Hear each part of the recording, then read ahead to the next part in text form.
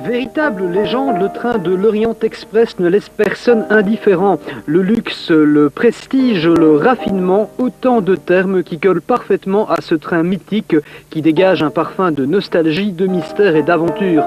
Bonne nouvelle pour les Verviétois, l'Orient Express s'arrêtera, et cela pour la première fois, le week-end des 17 et 18 février en la gare de Verviers Centrale.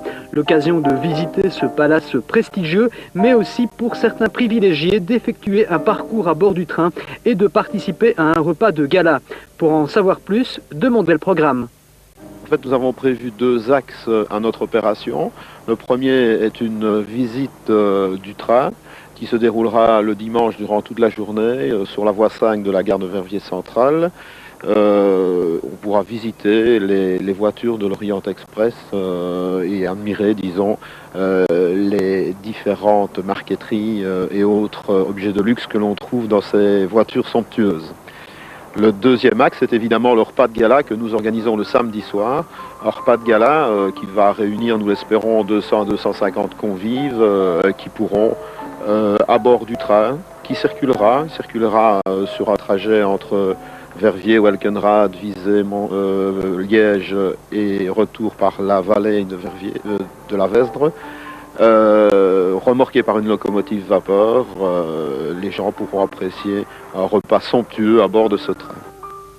Et comme la Saint-Valentin précède de quelques jours la venue de l'Orient Express, voilà une idée originale pour les amoureux romantiques, même si pour ce faire, il faudra y mettre le prix. Cela dit, l'Orient Express suscite toujours un engouement particulier. Rappelez-vous, en octobre 93, plus de 400 personnes s'étaient rassemblées à Verviers pour admirer le passage de ce train lors du 150e anniversaire de la ligne Bruxelles-Cologne.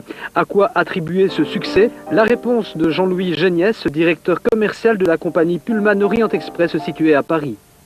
C'est toute l'histoire. Toute l'histoire, c'est le premier voyage en 1872, quand le premier train est parti sur Constantinople. D'ailleurs, il y a Edmond Aboul, un journaliste littéraire, qui l'a bien raconté, ça. Vous le retrouverez dans le livre L'Orient Express, mais c'est vrai que c'est fabuleux.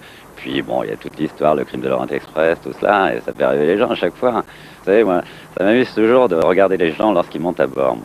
Parce que même si ce sont des gens qui ont de l'argent, ils ont toujours l'impression de découvrir.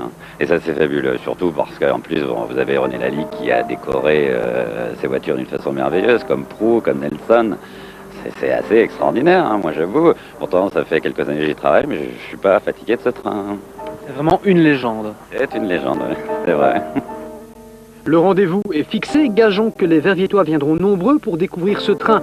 Pas comme les autres, la venue de l'Orient Express vaudra assurément le détour. Disait que les amateurs d'opérette seront gâtés ce soir.